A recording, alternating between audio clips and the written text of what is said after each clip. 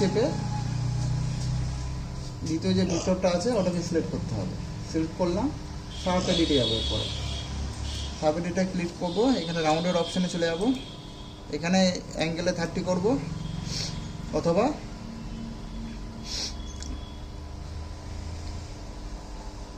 ঠিক আছে 30 করবো। এখানে 30 করার পরে এখানে অ্যাপ্লাই করবো 5 থেকে 6 বার।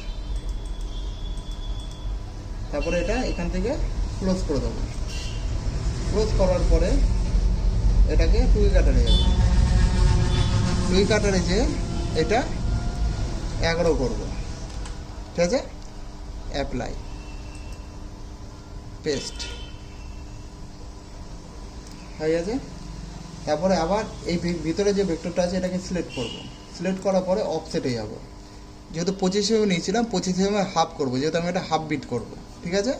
25 mm হাফ মানে 12.5, 12.5, ঠিক আছে। এটাকে আউটওয়ার্ড করব, আউটওয়ার্ড করে অফসেট করব, ঠিক আছে। তারপর এটা ক্লোজ করে দেবো। ক্লোজ করে দেওয়ার পরে এখানে শিফট চেপে প্রথম যে ভেক্টরটা আছে ওটা সিলেক্ট করব।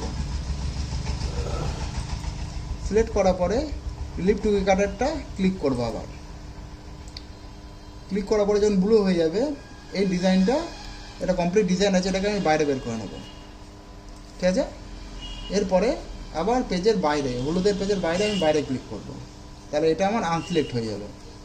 এরপরে আবার ভিতরে যে মিডলে যে ভেক্টরটা আছে ওটাকে সিলেক্ট করব, আর শিফট চেপে বাইরের ভেক্টর যেটা আছে ওটাকেও সিলেক্ট করব। সিলেক্ট করার পরে আবার টুকি কাটা রিলিভ, এটাতে ক্লিক করব। এটাতে ক্লিক করার পরে এটাকেও আমি বাইরে টেনে নেব। এর মধ্যে আমার যেটা দরকার আমি সেটা রাখতে পারি, আর যেটা আমার দরকার নেই সেটাকে আমি ডিলিট করে দিতে পারি। আমার এটা দরকার নেই তাই আমি এটাকে ডিলিট করব। এটা ফুল রাউন্ড, এটা হাফ রাউন্ড, এটা হাফ। এটা যেমন আধা এরকম ঢুকছে, ওইটা ওই পাশ থেকে ওটা আধা এরকম নামবে, বুঝতে পেরেছো? এটা ভেতর দিয়ে ঢুকছে আর ওটা হ্যাঁ, ওটা বাইরে দিয়ে উঠে ভিতরে বসে যাচ্ছে, ঠিক আছে।